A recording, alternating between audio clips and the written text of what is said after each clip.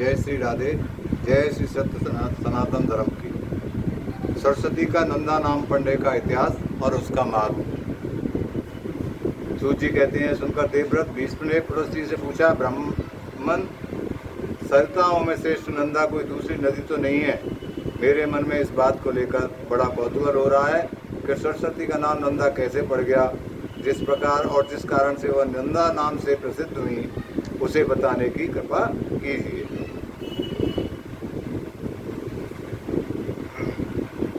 भीष्म के इस प्रकार पूछने पर पड़ोसी ने सरस्वती का नंदा नाम क्यों पड़ा, इसका प्राचीन इतिहास सुनाना आरंभ किया। वे बोले, भीष्म, पहले की बात है, पृथ्वी पर प्रवरंजन नाम से प्रसिद्ध एक महाबली राजा हो गए हैं।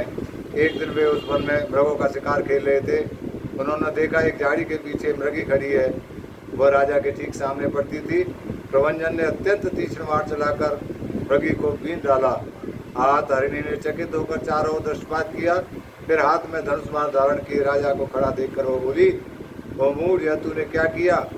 तुम्हारा यह कर्म पापपूर्ण है। मैं यहाँ नीचे मोह किए खड़ी थी और निर्भय होकर अपने बच्चे को दूध पिला रही थी। इसी अवस्था में तूने इस वन के भीतर मुझ निरपराध हरिणी को अपने वज्र के समान बाण का निशाना बनाया है।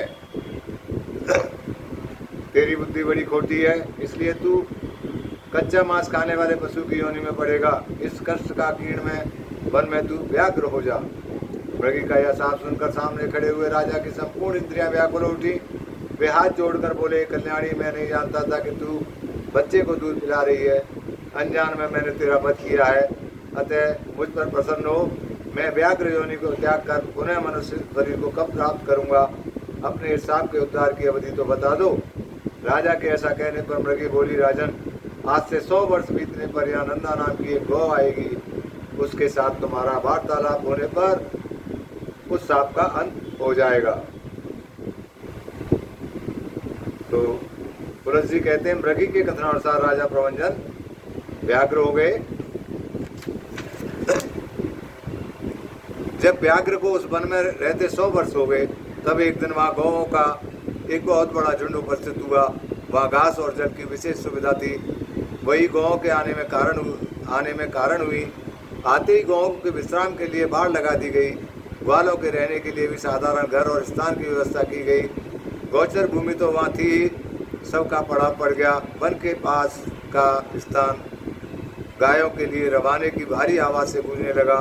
मत वाले गोप चारों ओर से उस गौ समुदाय को रक्षा करते थे। गौ के झुंड में एक बहुत ही अष्टपुष्ट तथा संतुष्ट रहने वाली गाय थी। उसका नाम था नंदा। वही उस झुंड में प्रधान थी तथा सबके आगे निर्भय होकर चला करती थी। एक दिन वह अपने झुंड से बिछुड़ गई और चढ़ते चढ़ते पूर्वोक्त व्याघ्र के सामने जा पहुंची। व्याघ्र उसे देखते ही खड़ी रह कहता हुआ उसकी ओर दौड़ा और निकट आकर बोला, आज विधाता ने तुझे मेरा ग्रास नियत किया है, क्योंकि तू स्वयं ही यहाँ आकर उपस्थित हुई है।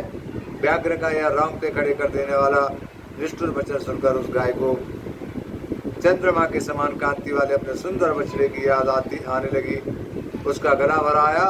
वह गदगद स्वर में पुत्र के लिए हुंकार करने लगी। उस गौ को अत्यंत दुखी होकर क्रंदन करते देख व्याघ्र बोला, अरे गाय, संसार में सब लोग अपने कर्मों का ही फल भुगतते हैं। तू स्वयं मेरे पास आ पहुंची है, इससे जान पड़ता है तेरी मृत्यु तो आज ही नियत है। फिर व्यर्थ शीघ्र शोक क्यों करती है? अच्छा यह तो बता, तू रोई किस लिए? तो नंदा ने, व्याघ्र, तुम्हें नमस्कार है, मेरा सारा अपराध क्षमा करो। मैं जानती हूँ तुम्हारे पास आए हुए प्राणों की रक्षा असंभव है, अतः मैं अपने जीवन के लिए शोक नहीं करती। मृत्यु तो मेरे एक दिन होनी ही है, फिर उसके लिए क्या चिंता। किंतु मृगराज, अभी नई अवस्था में मैंने एक बछड़े को जन्म दिया है। पहली बयान का बच्चा होने के कारण वो मुझसे बहुत ही प्रिय है। तो अगर तुम मेरा भक्षण करोगे तो मेरे बच्चे का पालन पोषण कौन करेगा और किस तरह से उसका पालन पोषण होगा? तो नंदा की बात सुनकर व्याघ्र ने कहा, अरे अब तुझे पुत्र से क्या काम है? नंदा बोली, मृगेंद्र, मैं पहले बछड़ा ब्याही हूँ, अतः उसके प्रति मेरी बड़ी ममता है, मुझे जाने दो।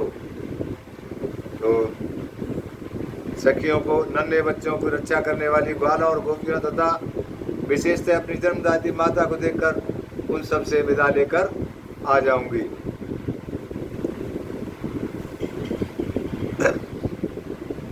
तो नंदा ने कहा कि मुझे घर पर जाने दो, मेरे मित्र और मेरा पुत्र निराश होंगे, मैं उनसे मिल करके आ जाऊंगी।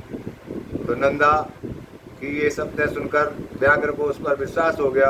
वह बोला, गाय, तुम्हारी इन शब्दों से मुझे विश्वास हो गया है, पर कुछ लोग तुमसे यह भी कहेंगे कि स्त्री के साथ आस प्रयास विवाह में गौ को संकट से बचाने में तथा प्राण संकट उपस्थित होने पर जो शपथ की जाती है उसकी उपेक्षा से पाप नहीं लगता। इसलिए तुम्हारी बुद्धि में यह बात नहीं आनी चाहिए कि मैंने शरणों द्वारा व्याघ्र को ठग लिया। तुमने ही मुझे धर्म का सारा मार्ग दिखाया है, अतः इस समय तुम्हारी जैसी इच्छा हो करो। तो नंदा बोली, साधु, तुम्हारा वचन ठीक है, तुम्हें कौन ठग सकता है? जो दूसरों को ठगना चाहता है वो तो अपने आप को ही ठगता है।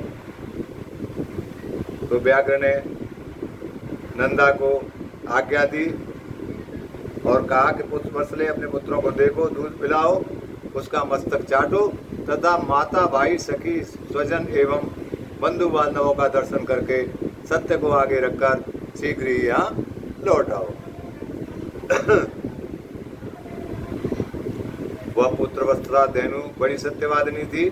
पूर्वक प्रकार से शपथ करके जब वह व्याघ्र की आज्ञा ले चुकी तब गोष्ठ की ओर चली। उसके मुख पर आंसुओं की धारा बह रही थी।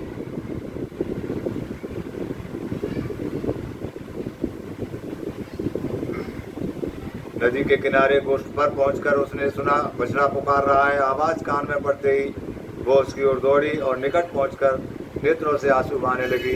माता को निकट पाकर बछड़े ने शंकित होकर पूछा, माँ, आज क्या हो गया है? मैं तुम्हें प्रसन्न नहीं देखता, तुम्हारे हृदय में शांति नहीं दिखाई देती, तुम्हारी दृष्टि में भी व्यग्रता है, आज तुम अत्यंत डरी हुई जान पड़ती हो। तो नंदा बोली, बेटा, स्तनपान करो, यह हम लोगों की अंतिम भेंट है। अब से तुम्हें माता का दर्शन दुर्लभ हो जाएगा। आज एक दिन मेरा दूध पीकर कल सवेरे से किसका पियोगे? बस मुझे अभी लौट जाना है, मैं शपथ करके आई हूँ। भूख से पीड़ित बाघ को मुझे अपना जीवन अर्पण करना है। तो बछड़ा बोला, माँ, तुम जहाँ जाना चाहती हो वहाँ मैं भी चलूँगा, तुम्हारे साथ मेरा भी घर जाना मर जाना ही अच्छा है। तुम न रहोगी तो मैं अकेले भी तो मर ही जाऊँगा, फिर साथ ही क्यों न मरूँ? यदि बाघ तुम्हारे साथ मुझे भी मार डालेगा तो निश्चय ही मुझको वो उत्तम गति मिलेगी। माता से बिछड़े हुए बालक के जीवन का क्या प्रयोजन है? केवल दूध पीकर रहने वाले बच्चों के लिए माता के समान दूसरा कोई बंधु नहीं है। तो नंदा ने कहा, बेटा, मेरी मृत्यु नियत है, तुम वहाँ न आना। दूसरे की मृत्यु के साथ अन्य जीवों की मृत्यु नहीं होती, जिसकी मृत्यु नियत है उसी की होती है। तुम्हारे लिए माता का यह उत्तम एवं अंतिम संदेश है। मेरे वचनों का पालन करते हुए यहीं रहो, यही मेरी सबसे बड़ी शुश्रूषा है। जल के समीप अथवा वन में विचरते हुए कभी प्रमाद न करना, प्रमाद से समस्त प्राणी नष्ट हो जाते हैं।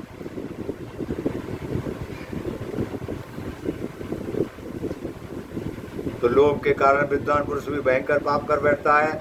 लोभ, प्रमाद तथा हर एक के प्रति विश्वास कर लेना, इस तीन कारणों से जगत का नाश होता है।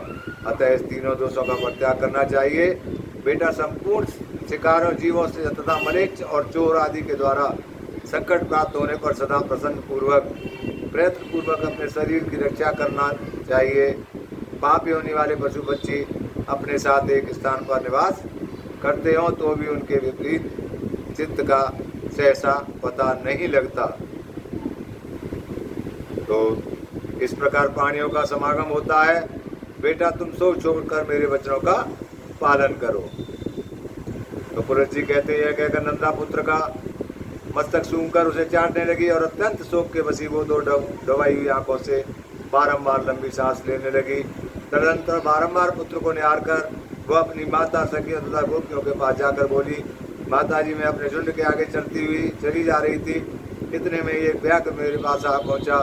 मैंने अनेकों सौगंध में खाकर उसे लौट आने का विश्वास दिलाया है, तब उसने मुझे छोड़ा है।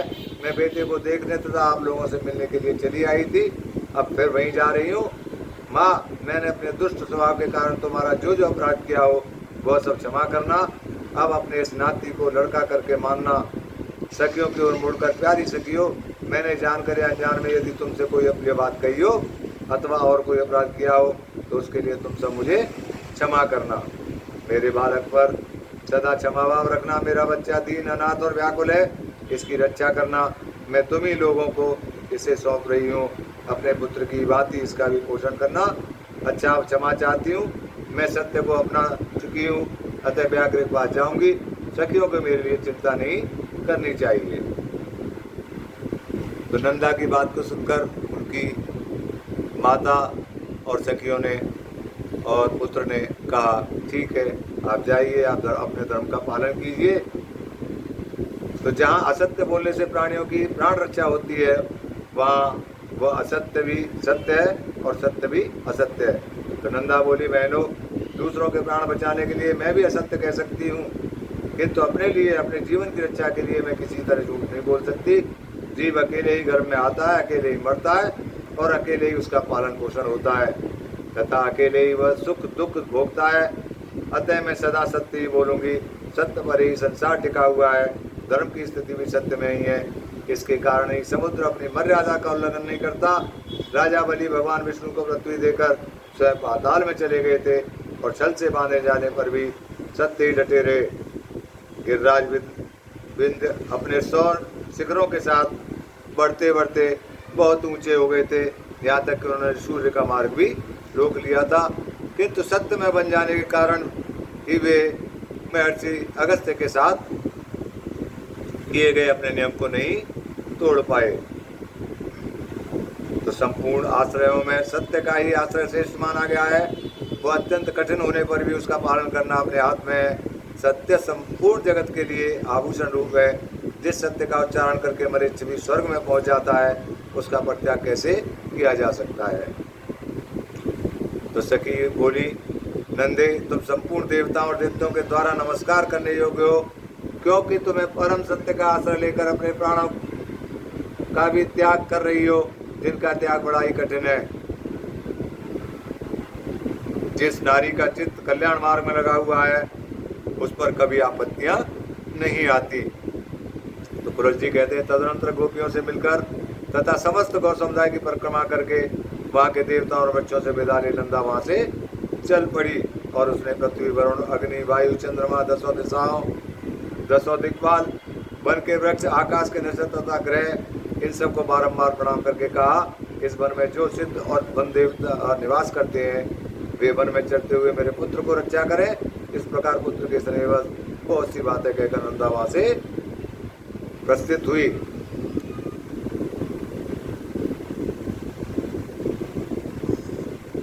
तो जब माँ जाने लगी, तो नंदा जाने लगी, तो उनका बछड़ा पुत्र दौड़ता हुआ माता के पास आया और व्याघ्र वहाँ आ गया और अपनी माता और व्याघ्र दोनों के आगे खड़ा हो गया। पुत्र को आया देख तथा सामने खड़े हुए मृत्यु रूप बाघ पर दृष्टि डालकर उस गौने का मृगराज में सत्य धर्म का पालन करती हुई तुम्हारे पास आ गई हूँ। अब मेरे माँ से तुम इच्छानुसार अपनी वृत्ति करो। व्याघ्र बोला, गाय, तुम बड़ी सत्यवादी निकली, कल्याणी तुम्हारा स्वागत है। सत्य का आश्रय लेने वाले प्राणियों का भी कोई अमंगल नहीं होता। तुमने लौटने के लिए जो पहले सत्यपूर्वक शपथ की थी, उसे सुनकर मुझे बड़ा कौतूहल हुआ था कि यह जाकर फिर कैसे लौटेगी। तुम्हारे सत्य की परीक्षा के लिए ही मैंने पुनः तुम्हें भेज दिया था, अन्यथा मेरे पास आकर तुम जीती जागती कैसे लौट सकती थी। मेरा वह कौतूहल पूरा हुआ। मैं तुम्हारे भीतर सत्य खोज रहा था, वह मुझे मिल गया। इस सत्य के प्रभाव से मैंने तुम्हें छोड़ दिया। आज से तुम मेरी बहन हुई और यह तुम्हारा पुत्र मेरा भांजा हो गया। तो तुमने अपने आचरण से मुझे महान पापी को यह उपदेश दिया है कि सत्य पर ही संपूर्ण लोक प्रतिष्ठित है। सत्य के ही आधार पर धर्म टिका हुआ है। कल्याणी, तुम तृण और लताओं सहित भूमि के वे प्रदेश धन्य हैं जहाँ तुम निवास करती हो। जो तुम्हारा दूध पीते हैं वे धन्य है, कृतार्थ है। उन्होंने ही पुण्य दिया है और उन्होंने ही जन्म का फल पाया है। तो देवताओं ने मेरे सामने आदर्श रखा